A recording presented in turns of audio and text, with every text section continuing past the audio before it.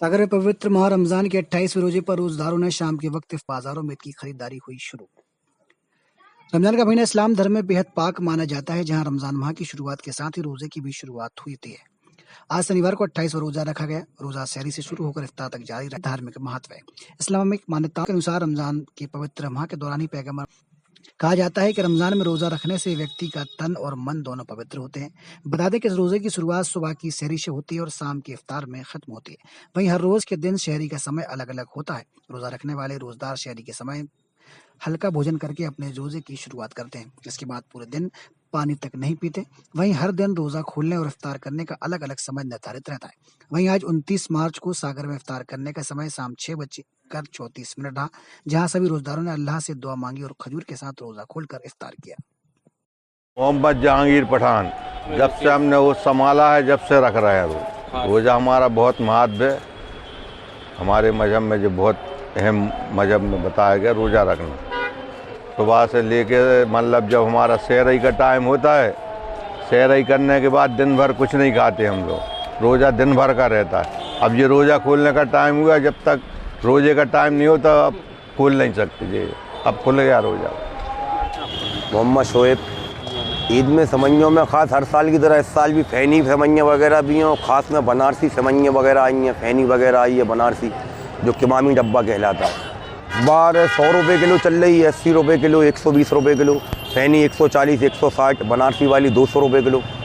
अभी तो अब मगरिब के बाद देखा जाएगा। आज 28वां रोज़ा है, कल 29वां है, कल ही चलता है बाज़ार इसका ज़्यादातर। अभी फिर भी बाज़ार में हलचल है। 31 तारीख का बता रहे हैं कैलेंडर।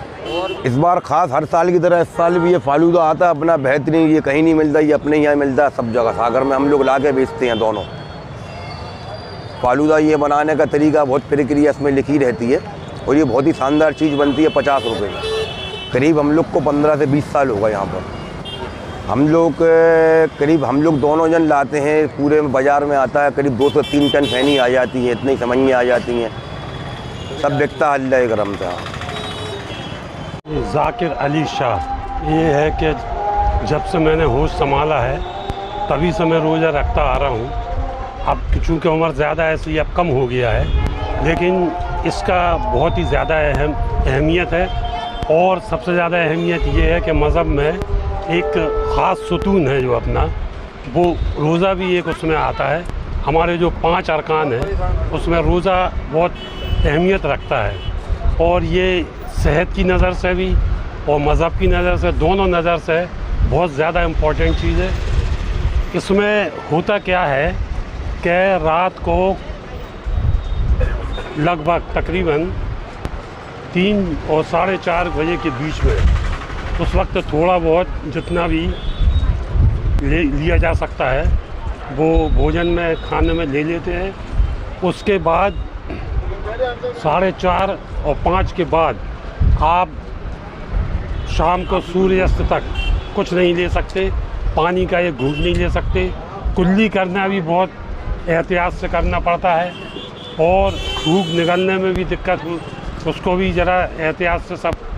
इसलिए बिल्कुल ऐसा है कि जैसे निर्जला कहते हैं ना, बिना कोई पानी के, बिना कोई चीज़ खाए के, और सिर्फ इसमें खुशबू लगाई जा सकती है।